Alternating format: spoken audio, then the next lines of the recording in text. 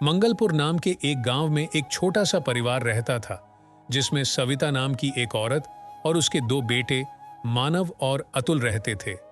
अपने पति की अचानक मृत्यु के बाद घर का सारा भार सविता पर आ गया था। दो बेटों की परवरिश और पढ़ाई लिखाई में ही उसका सारा जीवन निकल गया। जब उसके बच्चे बड़े हुए तो सविता को एक बड़ा फैसला लेना था। बहन, तुम यहाँ, सब ठीक तो है ना? आप जानते हैं मेरे दोनों बच्चों को बड़ी मुश्किल से पाला है मैंने। अब उनके शहर जाकर कॉलेज पढ़ने का समय आ गया है, मगर मेरे पास इतने पैसे नहीं हैं कि मैं दोनों को आगे बढ़ा पाऊं। अगर एक बेटे को नहीं पढ़ाया तो उसके साथ अन्याय होगा। ऐसे में मैं क्या करूं? तुम शांत हो जाओ और ये बताओ कि दोनों में से होशियार कौन है? मेरा मानव ज्यादा होशियार है। यूं तो अतुल भी ठीक ठाक पढ़ लेता है, मगर मानव पढ़ने में ज्यादा अच्छा है। तो फिर मानव को पढ़ने के लिए शहर भेजो और अतुल को अपने पास ही रखो। मेरी जान पहचान में एक हलवाई के यहाँ नौकरी खाली है, मैं उसे वहीं पर लगवा दूंगा। सविता को यह सुनकर तसल्ली मिली और उसने मानव को बाहर पढ़ने के लिए भेजा और अतुल को हरिया हलवाई के यहाँ नौकरी करने के लिए लगा दिया। अतुल को ना पढ़ पाने का अफसोस तो बहुत ही था, मगर उसने अपने घर के हालात भली भांति जानता था, इसलिए उसने आगे बढ़ने की बिल्कुल भी जरूरत नहीं समझी। समय ऐसे ही बीतता गया और 3 साल बाद मानव को एक बड़े फूड चेन में सीनियर मैनेजर की नौकरी मिल गई। यह लो मिठाई खाओ, मेरी प्लेसमेंट एक बड़ी फूड चेन में मैनेजर के लिए नौकरी लग गई है। मानव ने खुश होकर यह सब कहा। घर वाले बहुत खुश हुए ये सुनकर। बेटा, फूड चेन क्या होता है? माँ, जब कोई आदमी अपने होटल्स अलग अलग शहर में खोल देता है उसे फूड चेन कहते हैं, है ना भैया?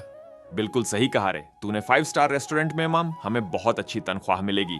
मानव का प्रमोशन जल्दी ही जूनियर से सीनियर लेवल पर हो गया और वह खुशी खुशी रह रहे हैं। एक दिन मानव ने कहा, माँ, कल मेरे बॉस डिनर के लिए आ रहे हैं। जब मैंने उन्हें बताया कि मैं अपने पूरे परिवार को यहाँ ले आया हूँ तो वह बहुत खुश हुए। यह तो अच्छी बात है, तो बुला ले अपने बॉस को। मगर माँ, तुम बीमार रहती हो तो फिर खाना कौन बनाएगा? तुम चिंता मत करो भैया, मैंने हरिया हलवाई के पास बहुत काम सीख लिया है। तुम देखना, ऐसा खाना बनाऊंगा कि खाने के साथ उंगलियां भी चाट जाएंगे। मगर एक बात का ध्यान रखना अतुल, बॉस 5 स्टार रेस्टोरेंट के मालिक हैं, खाना उसी के हिसाब से होना चाहिए।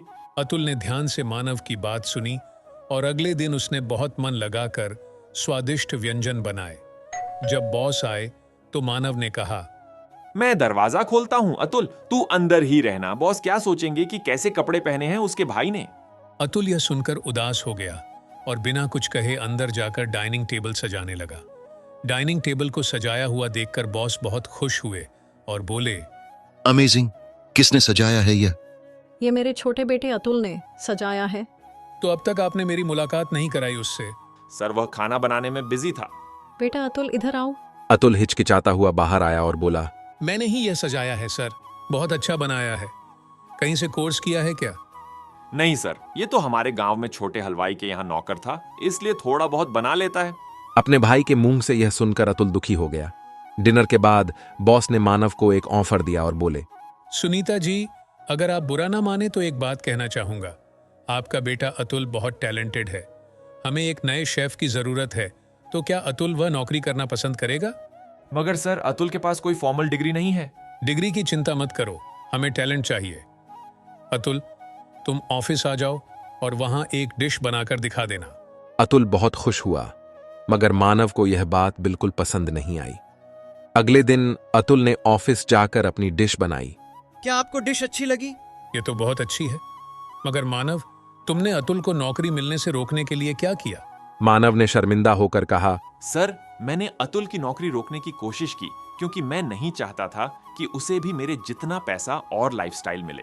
तुम्हारी गलती है, तुम्हारा भाई दिल का बुरा नहीं है। Sorry sir, sorry Atul. और अपनी गलती का एहसास किया। अतुल और मानव दोनों हंसी खुशी रहने लगे और अतुल ने अपनी मेहनत और टैलेंट से सफलता पाई।